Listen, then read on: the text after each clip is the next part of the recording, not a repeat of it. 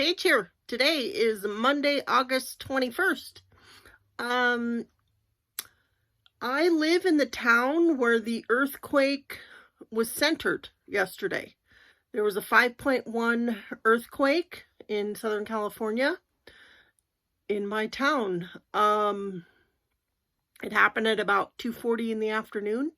I was sitting in my recliner crocheting and watching YouTube, and there was a rumble. And then things started shaking side to side. My recliner was jerking around, and it was scary. When it was over, I posted on my family group. So me, all my kids, their significant others, their dad, we have a Facebook Messenger family group where you can post on there and everyone can see and post and stuff. And I just posted earthquake. My daughter she's in Nebraska right now. She called me, checked in. She was real worried. I told her, nothing. One thing fell off my sewing basket. I believe either that or my cat knocked it off somewhere recently. But I found it later in the afternoon on the floor.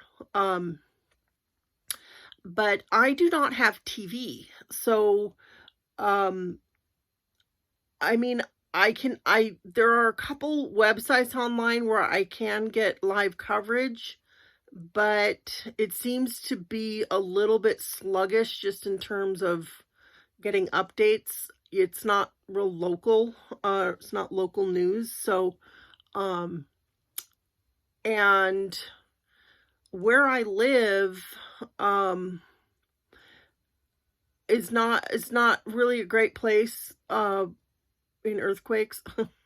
So, my sister lives in the same town, and her house is situated in a little bit safer location for being in an earthquake. So my kids implored me to go over there, which I was already thinking about going over there, because she was the first one I called, and I couldn't place calls. I would dial, but it wouldn't ring. I couldn't get through to anybody. Yeah, I don't know what that was, because I could communicate with my kids. Let's see. Yeah, I don't know. I think my daughter FaceTimed me. I don't know. It was weird. So maybe just the lines got jammed in my area. But I was able to text with my sister, but even that was difficult because a lot of the texts wouldn't go through, and then they would go through multiple times, and there was just a big lag.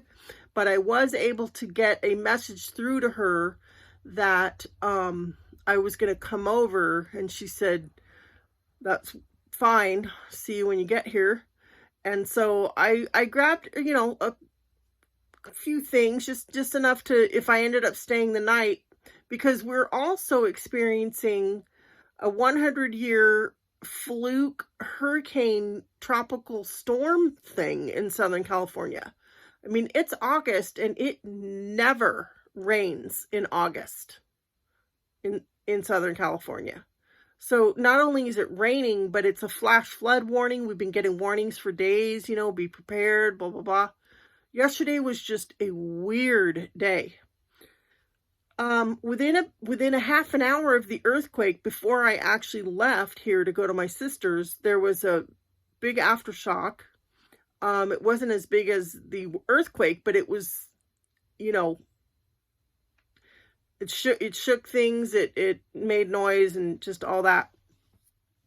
So I found an earthquake app that I now have, and we've had over 60 aftershocks in my town. Last night at 10:25, I felt a big one. It was 3.98 on the Richter scale, which is basically almost a 4.0 on the Richter scale. And I was in my recliner, and I thought, I feel safer in my bed because there's no furniture that can fall on me the way my bedroom is arranged. There's no furniture that can fall on me. There's nothing hanging on the walls that can fall on me. And I've got 3 pillows, one for my head, one for my feet, and one for my arms to hang on to, because that helps my collarbones not be sore in the morning. So I've got lots of pillows that I can like put over my head if things get scary. So I decided just to get in the bed, and I watched YouTube on my phone in bed until I fell asleep, and checked the app, and we had aftershocks through the night, but nothing big enough to feel. I didn't feel any more aftershocks during the night, and haven't felt anything today. The rain has stopped. So the lady that I drive to the grocery store on Mondays, that's on for today. We weren't sure, because if it was going to be pouring rain, we were going to maybe postpone it for tomorrow, but I'll be going to get her and take her to the grocery store. But yeah, that happened. Yesterday was a very weird day.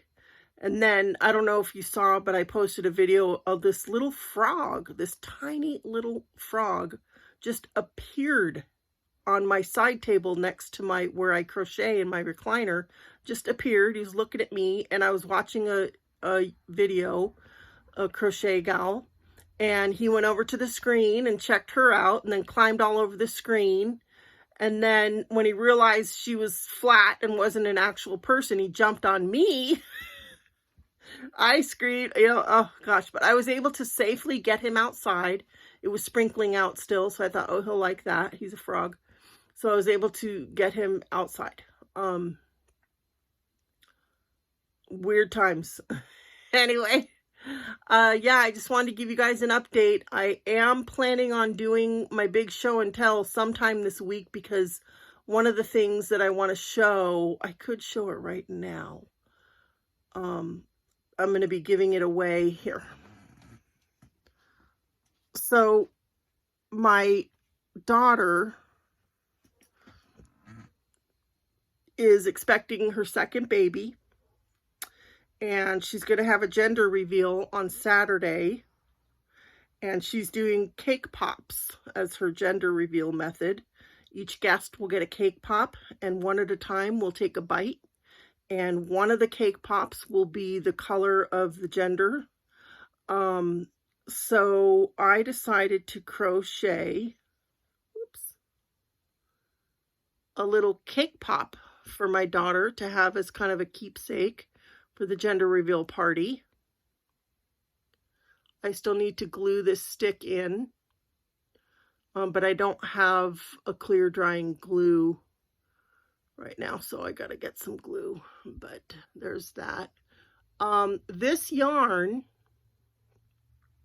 it's a very interesting story how I obtained that yarn. Here's the other one for her 3-year-old daughter, because I know she'll want one once she sees her mom's. I colored this yarn with permanent markers. They're not Sharpies. They're kind of like Sharpies. Artist Loft from Michaels. Permanent markers in rainbow colors. And I plan on doing kind of a how-to video on that. But this is Bernat Baby Soft 3-weight, sport weight white yarn. And I wrapped it around a clipboard with some paper underneath, and just went along and did little like 1/2-inch lengths of 6 colors, and I just repeated the pattern. And, since I didn't need a ton because I was just making a small little thing, yeah, that's how I did that. So, anyway, oh, I just dropped one. I'm going to get off of here, but yeah, I just wanted to let you guys know that, yeah, I was right right where the epicenter was of the earthquake. So, but I'm okay, and there's only a 5% chance that there will be another big one, you know, connected to that one that we had. But it has happened where there was a 6.4 somewhere in California a few years back, and then the following day there was a 7.0. So I'm hoping that doesn't happen. But anyway, onward and upward. All right, thanks for watching. Take care. Bye.